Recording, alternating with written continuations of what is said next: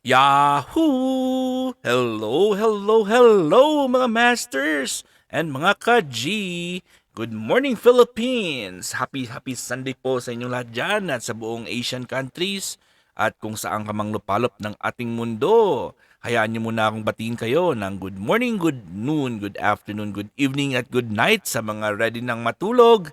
At welcome sa ating All About G, the Green Girly Cutie Patuti Iguana Daily Vlogs. Ngayon po ay araw ng linggo at happy Sunday po sa inyong lahat dyan. At mamaya pala ay ini-invite ko kayo 12 noon Philippine time ay mag-uumpisa po tayo sa ating birthday celebration ng ating Ninong Kapinyon from Canada. At ako po yung kanyang host at siya po yung siya pong ating co-host. Siyempre siya yung host, ako yung co-host, pero ang channel ko po yung gagamitin dahil po yan ang regular schedule po ng ating Premier Marathon dito po sa Bahay Kulitan. At 12 noon to 2 p.m. po, Philippine time ang kanyang schedule sa kanyang birthday celebration.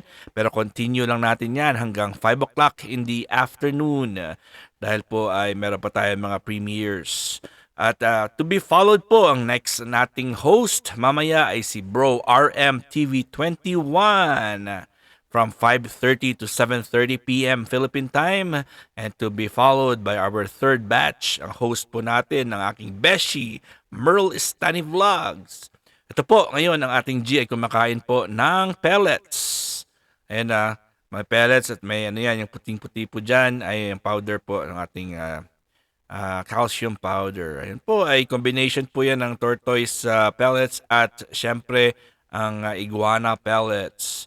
So yun na po, ay busog na po si G natin. Iniwan niya po yung kanyang bowl. Pero kagabi po, kahapon, di ba, pinakita ko rin sa inyo, kumakain din po si G natin ng pellets. Ayan po, ay nakafocus po ngayon tayo sa kanyang feeds. At ayan, malaki ang tiyan ng G natin. Subukan po natin bukas sa next nating All About G. Kung kaya po ng G natin, ilagay po natin siya ulit sa kanyang nesting sa coconut husk na nesting niya, na nest kung mangingitlog. Kasi feeling ko lang talaga. Pero kasi malaki na naman ang tiyan ng G natin. At nakapoops na naman po siya. Babasain natin ng konti. Nakapoops naman po siya pero parang malaki na naman ang tiyan niya at wala siyang ganang kumain ng gulay. Kaya ang kinakain niya ay more on watermelon, kiwi at syempre yung kanyang pellets. Ayan ay bumaba na naman ang G natin. Alam niya naman na po yan na every time nakukunan po siya ng video ay bumababa siya. Hindi ko lang alam kung bakit pero syempre parang sabi niya, ayun ako, nakukunan na naman ako ng video ng aking daddy. Kaya ako ay magtatago na naman. Pero syempre hindi pwedeng itago yan si G natin. Dahil po si G ang ating bidang-bidang green cutie patuti iguana sa araw na ito, sa oras na ito. So 12 minutes lang po ito mga masters at mga ka-G at ako po ay lubos ng araw-araw po ako nagpapasalamat po sa inyong lahat dahil po sa inyo ay meron tayong audience at meron tayong regular na schedule. At yun po siguro, yun po ay magiging alarm clock na po ng mga kaibigan natin dyan sa Pilipinas at sa mga Asian countries. Kasi every time po na All About G ako ay marami na silang gumigising sa oras. Kaya maraming salamat po. Special mention natin yan yung ating mga closest of friends natin. Siyempre, nandyan ang walang walang absent na si Inday Dayag, si Maymay at saka si Bro George. At syempre nandito rin po yung ating ibang mga kasamahan at sa ating bahay kulitan, siyempre ang aking BFF Arimunding, siyempre, Beshi Merle, Beshi Els, at sino pa yung ang lagi nandito si Doc Zen, ay nakakagising na rin po ng maaga. At sa hindi ko po siyempre nandito rin si Sisi Susana, si Vernie, ayan, at mga kasamahan po natin, si Ella Best Friend. Ayun po yung ating yung ating banded Texas Gecko ay nasa ilalim po yan. Ayun, nakatago po yan sa baba, sa ilalim ng mga bato-bato. Aayusin ko rin po yan. Ayun na po, dumadami na rin po yung kanyang mga yun ah, wala akong biniling bago, yun na po ang ating ano, 3/7 pa yan, March 7 pa yan na binili. Linagyan na natin ng konting tubig at nabuhay ulit po sila. Ayun ng itlog siguro yan, may mga itlog sa ibaba yan. Mga after 1 month ay itatapon ko na sana yun eh. Ayun, at medyo linagyan ko ng tubig at konting calcium powder at of course, ang ating ocean minerals na ginagamit din natin kay G ay linagyan natin ng konti. Ayun, after a few days ay lumabas po sila. Nabuhay. Ng mga itlog siguro ay nabuhay at nag-hatch yung mga itlog po nila doon. May mga larva siguro sa ilalim, hindi lang natin nakita. Ayan, so balang araw po ay papalitan na naman natin ang kanyang turf, yung kanyang green grass turf ni G natin. Papalitan natin yan ng ibang material na naman. Pero parang okay pa naman, pero sa second floor siguro papalitan natin yan ng parang silicone. Ayun na po yung ating ano, ginising ko po siya. Kawawa naman, ginising ko po siya. Nasa ilalim po siya eh. Ayan, ay may mga bato-bato dyan. At binuksan natin at kinalkal po natin. Tinanggal ko po yung bato dyan. Doon po siya sa baba. Ayan po, at marami po akong nalagay dyan na ano. Lalagyan po natin siya ng bagong set ng kanyang fruit flies, flightless fruit flies. At titingnan natin kung kakainin niya, mga masters and mga ka-G. Ayan, bubuksan na natin ng kanyang fruit fly. At dito tayo, since na flightless po yan, ayan, ipapalayo-layo muna natin ng konti para makita nyo talaga. I-zoom out natin ng konti. Maka-zoom in nata tayo. Ayun. Ayan, so buksan natin. Parang ano lang yan. Ganun-ganun lang yan, no? Ayan. So para hindi mahulog lahat, mga fruit flies pa yan nahuhulog dyan. Mga fruit flies po yan, no? Yun. Ayan. Ibabalik na rin lang natin yan. Babalik na rin. Ayan. So, nahuhulog na po sila at ayun, mag-a-attack na po yan ng ating bidang-bidang maliit na gecko. Siyempre, dalawa sila ng G natin dito yung bida. Pero ang title nito ay All About G kasi si G po yung pinaka-main. At ayun, tutuka-tuka na po yan. Ayun, nakakain na po siya ng kanyang fruit flies. So, ayun, very healthy naman po siya. Ayan, at si G natin, maya-maya po, alam niya na po, ay aakyat yan. Believe me or not, mga masters and mga ka-G.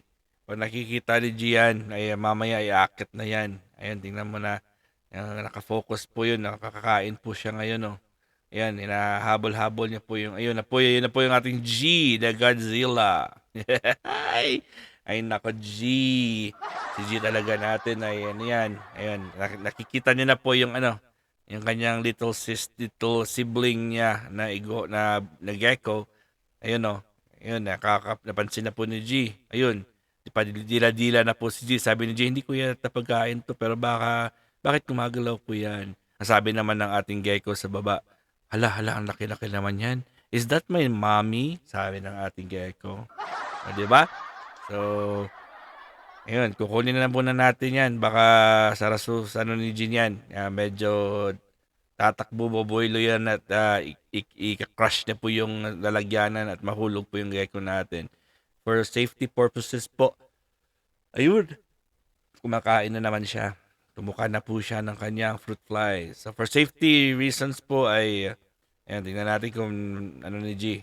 Kasi si G natin po ay talaga yun, nag-o-observe po yan, dila-dila na yan. Kasi sabi niya, sarap ata kainin to yung ano, ayaw po natin, ayun, nakita mo, alert na po siya ang gecko natin. Yung buntot niya po ay ginagalaw niya na. So it means she feels like she's in danger. Hindi natin alam kung babae o lalaki po siya.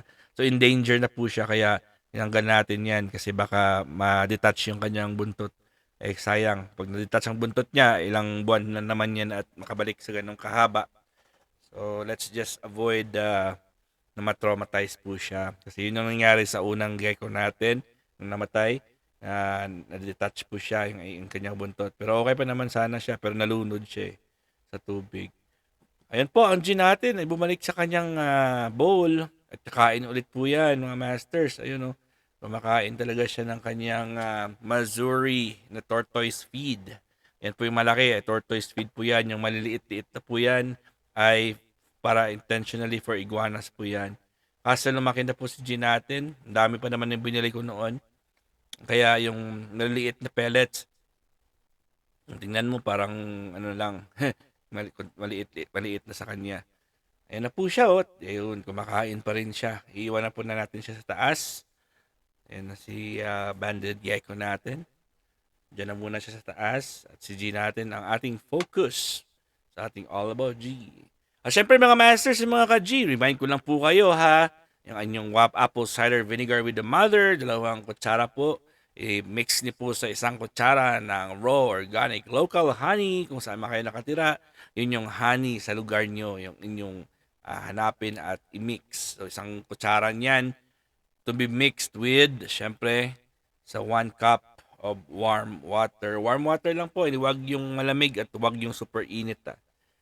So, yun pang pinakaunang inumin natin sa umaga instead po ng coffee.